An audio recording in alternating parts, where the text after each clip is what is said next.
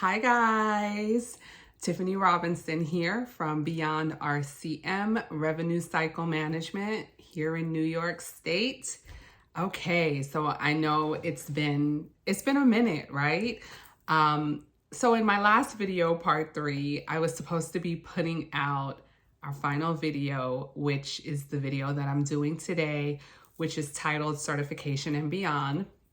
But to be quite honest with you, I had such a busy summer between work and recording and other different initiatives that I was working on that I decided to take a pause for the cause and spend time with my family. And I thoroughly enjoyed our month of August, the remaining month of August since our last video.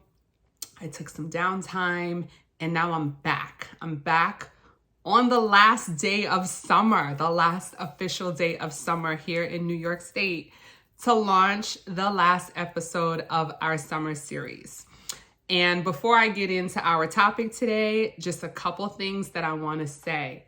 First and foremost, I just want to say thank you so much to everyone that has tuned into the channel. And if you haven't already, please remember to like, subscribe, and ding the notification bell, because although this is the last video of our summer series, I'm really excited to tell you what we're going to be doing going forward, which we'll get to that at the end of the video. But over the course of the summer, we've had over 2,000 views of our videos, and that to me just shows that there is a need and a want for this information to be shared. So thank you from the bottom of my heart for tuning into our channel. Thank you for all of the positive feedback that we've gotten on YouTube, we've gotten on LinkedIn. People are really interested in this information, and I am just so glad that I decided to do this, because just the fact that other people are being blessed as a result of the information that we're sharing on this channel makes me very happy and feel like I'm paying it forward. So thank you. Now, one thing I want to announce, because there's been a major update since my part 1 video, Certification Matters, is that it's about AAPC. So if you're a part of AAPC or thinking about joining AAPC, if you looked at my part 1 video, one of the things, and it's called Certification Matters. Let me back it up. I'm like so excited to talk about all the different things that I want to share today. I'm getting ahead of myself. So let me back up. Our first video, Certification Matters, we talk about the different certifying organizations for medical billers and coders. And I touched on NHA, AHIMA, and AAPC. And in that video, I talked about the fact that if I had to say AAPC had one issue, was I felt that the way they did their testing was very antiquated. Well, good news, people. Literally last week, I was having a conversation with my other chapter members at the Middletown chapter. Shout out to Middletown, New York. I do sit on the Middletown chapter of AAPC as their secretary. And we got the news that AAPC is officially launching all of their exams online. Did you hear that? Every single exam, you now have the option to either sign up for an in-person exam or have an online virtual exam proctored. I did a little bit more research into the proctoring exam, and basically you will be allowed to take the exam wherever you have access to proper technology and an external webcam. So if you're interested in pursuing an AAPC certification, if you're interested in possibly doing the certification online, AAPC has made provisions for this to take place. So definitely check it out. I am so excited. I can't tell you, because I just felt like the testing was so antiquated. So to hear that right before we launch our last series, that they have totally taken it to a electronic environment for those who are interested in it, to me, that's just the most exciting thing. So let's jump into today's topic. Today's topic is called certification and beyond. Obviously, Beyond is a play on words for our company, Beyond RCM, which I happen to be the president of. So why not throw it in the title, right? It's a shameless plug. Okay. We're going to talk about how to care for your career and what that looks like. When I started out in this industry, as I've shared in many of my previous videos, I did not intend, or when I came into this career, I didn't realize that in order to maintain my career as a medical biller and coder, that I would need to become a lifelong student. Truth be told, I was never that into school. I was so much not into school that I took my GED at 16 just to graduate early. That's just to give you a glimpse of how much I was not into school. I got into billing. I explained that in my first video because, I was fascinated with the medical field and I liked clerical work. So I figured, let me give this a shot. I really didn't fully understand the nuances of being a medical biller and coder. Obviously, once I landed my first job and the more I began to understand the profession that I entered into, it became very apparent to me that I would need to do some level of continuing education. Why? Because I started my career in the late 90s, early 2000s, and shortly after I began my career, things like HIPAA started coming up and understanding what that was. Every time a new year rolled around, there were always certain changes that were happening. And I would either need to take the time to understand what these changes were, or I would kind of be on the back end like, wait, when did that happen? So I had to make a conscious decision. I want to say about maybe 5 or 6 years into my career that I would have to take the steps to continue and further my education. And initially, aside from wanting to keep up with all of the changes that was happening in healthcare, I wanted to expand my marketability. I was happy to land my first job. Once I got adequate experience, I was able to segue that job, which was at a hospital, 2 years later into private practice in a supervisory position. But when I started to feel like, okay, I've been here long enough and I kind of want to spread my wings and see what else is out there, I found that the job market was very competitive for what I was doing. A lot of the organizations that were hiring based on my experience, wanted to see that I had a college degree. And at that time, I did not have a college degree. I only had my certification and my GED. So I made the conscious decision to pursue my associate's degree. And to be honest with you, my associate's degree program kind of felt like a continuation of high school, if I'm being honest. There were some courses that were interesting when I did some of the anatomy and physiology because I do like science, like that aspect of science. So I found some of those courses to be interesting. But when I did my associates, it was kind of just something that I wanted to get over with. It was something that I probably should have done, 5 years earlier, but I'm here now. Let's do it. Let's knock it out. Let's get it over with. So I initially completed my 2-year degree, and I thought that would increase my marketability in the job market, but really it did not. What I saw was that a lot of organizations wanted you to either have a bachelor's or higher.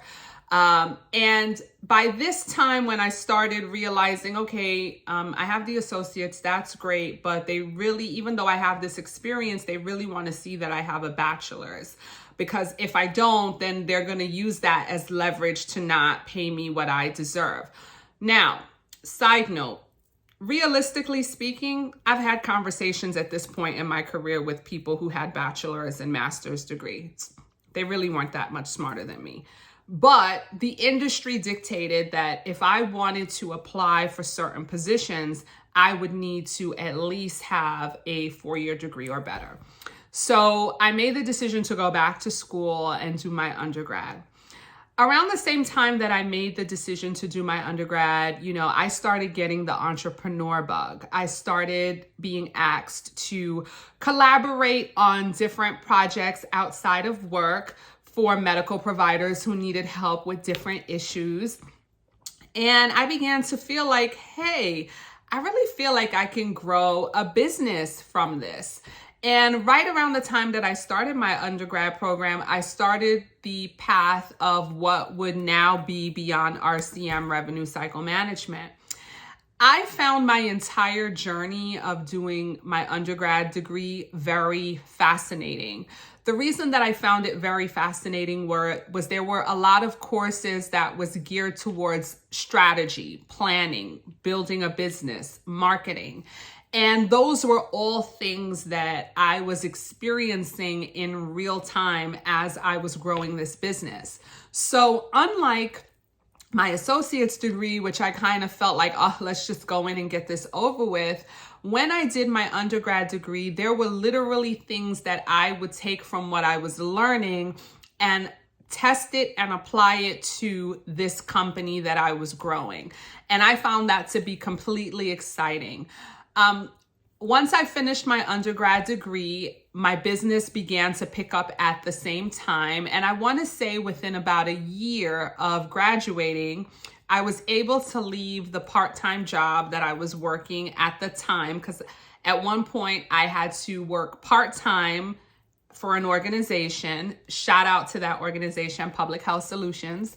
And I was also working my business. But once my business got to the point where, so literally, let's back that up.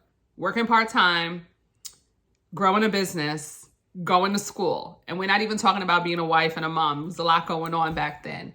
But once my business got to the point where it started to pick up significantly and I could no longer split my time between the two, I eventually had to make the decision to leave my part-time job and pursue my business full-time.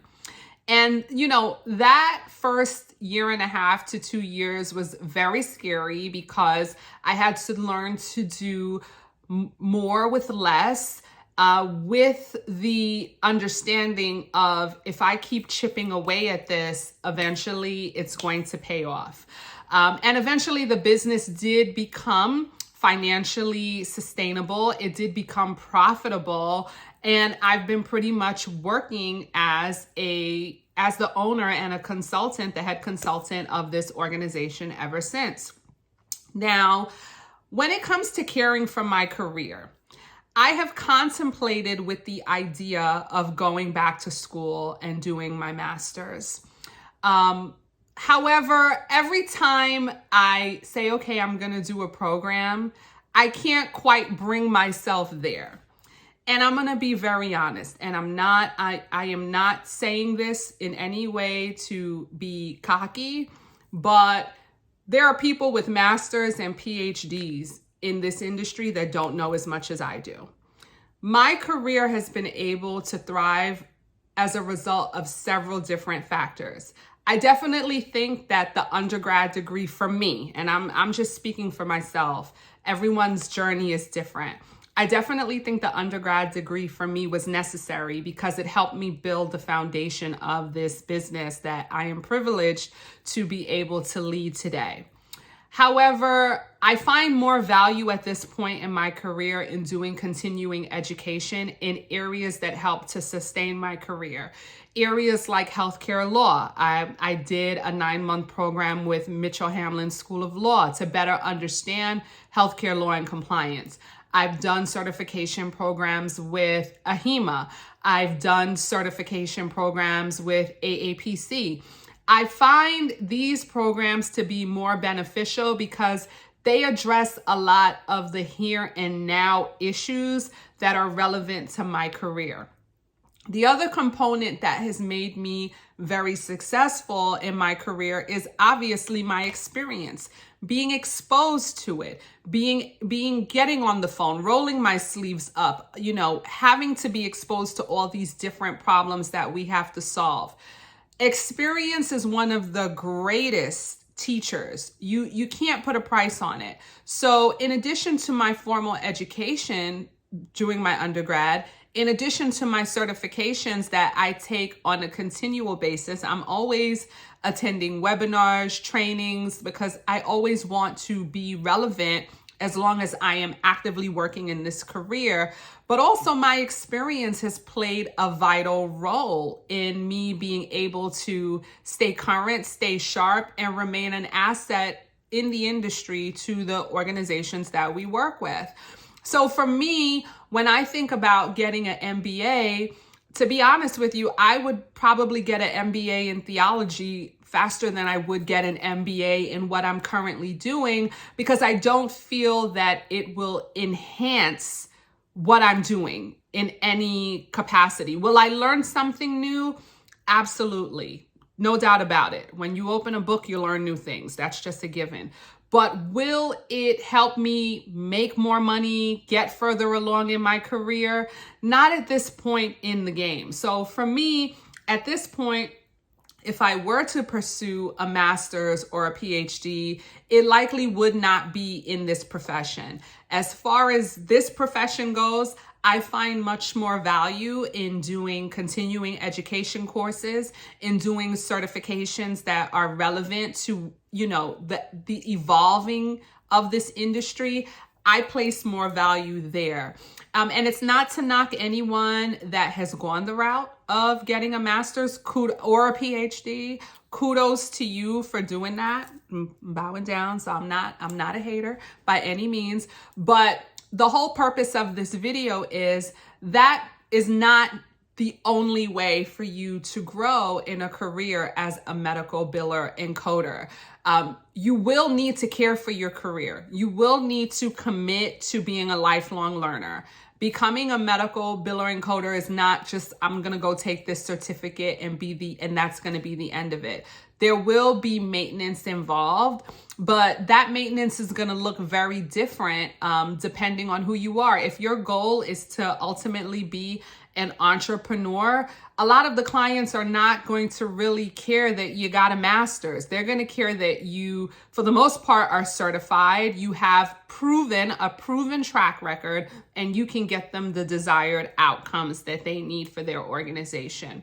Now, if you want to go work for like a hospital or, a corporate entity, you will likely need to have that advanced degree in order to get the type of salary that you think you are deserving of based on your experience. So it really depends on the trajectory of where you intend to take your career, where you are now, where you want to see your career evolve.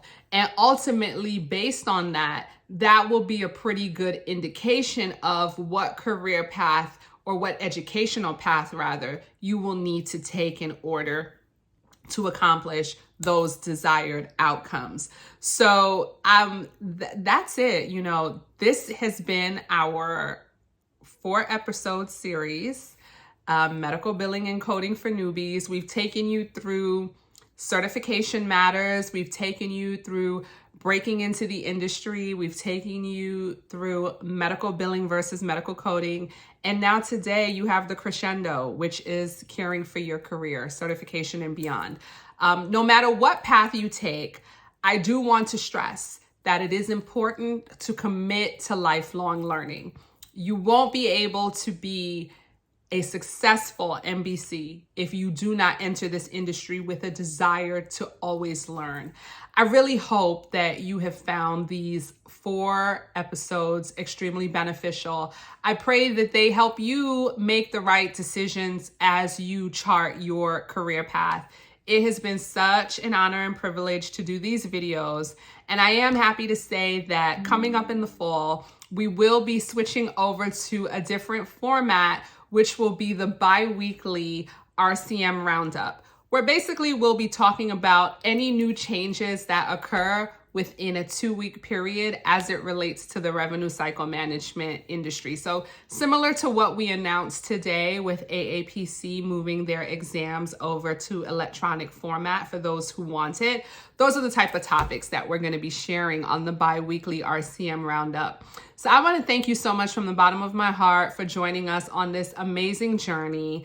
Again, my name is Tiffany Robinson. I am the owner of Beyond RCM Revenue Cycle Management. Please do not forget, if you found this video beneficial and our other videos beneficial, please don't forget to like, subscribe, and hit the notification bell, because we will have some really great content coming out in the fall. Thank you so much for hanging out with me this summer. I wish you and your family all the best, and best of luck to you on your career journey. Go get them. Peace out.